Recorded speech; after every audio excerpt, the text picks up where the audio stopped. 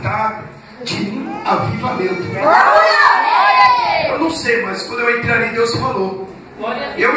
O homem escolheu a palavra, mas Deus falou, não é você que vai falar. Eita Deus. Eu estou me arrepiando todinho. Glória a Deus.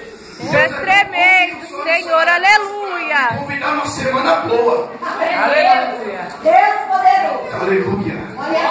Então se você crer, você não vai sair daqui da maneira que você chegou. Tenha certeza. Levante a tua mão assim para o alto. Glória a Deus. Josué levantou a mão para o alto.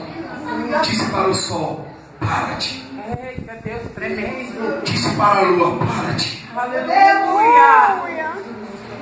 E quando ele deu a ordem, o sol e a lua obedeceram. Glória a Deus. E você com a tua mão levantada aí agora, aleluia, você vai olhar para o alto e vai dizer para o teu adversário, a partir de hoje, Aleluia.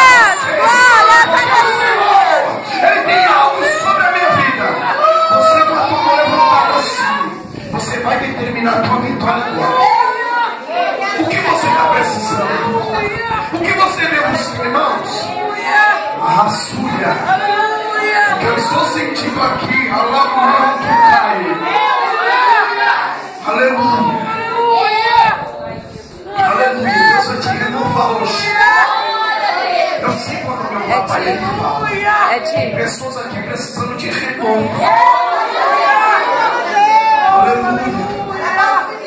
Ramantuica, punha, alamachuia. Oh, ramada sai. E quando Josué olhou para o sol e a lua parar, parou. Aleluia, porque Deus estava sobre a vida dele.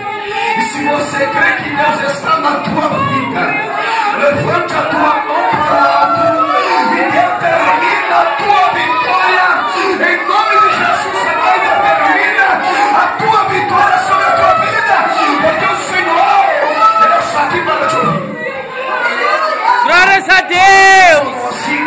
Aleluia, papai. Eu creio, Senhor. O início do que Deus tem a fazer hoje aqui. Amado, levante a mão ao Senhor, amado e poderoso Rei da Glória. Se tu precisa de um renovo, de um avivamento,